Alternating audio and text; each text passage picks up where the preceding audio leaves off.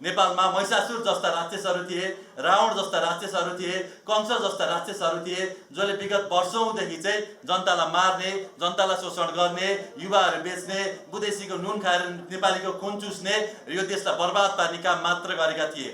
त्यही बेलामा युवाहरू जोडेको हो, युवाहरू उठेको हो, युवाहरू जागेको हो, हजुरहरू सबैजना हामी सबैजना एक ठाउँमा आएको हो, विद्रोह गरेको हो, विद्रोह सफल भएको हो र यसप्रति सम्पूर्ण नेपालीहरूमा विजय उत्सव मनाउनका लागि पनि म अनुरोध गर्न चाहन्थे, अझै पनि चाहन्छु है त। हामीले जितेकै हो, आन्दोलन सफल भएकै हो, नेताहरू भागेकै हुन् है, बङ्गलादेशमा देश छोडेर भागे हैन, अरू देशहरूमा सबै ठाउँमा भागे, तर अन्तिम अवस्थामा मै थिएँ त्यहाँ है।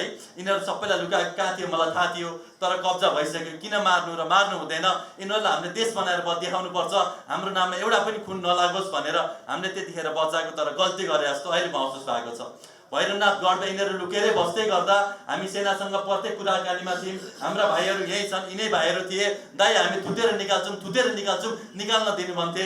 आर्मीले पनि तपाईँहरू थुकेर निकाल्नुहुन्छ भने हामी गोली हान्दैनौँ भनेकै थिए।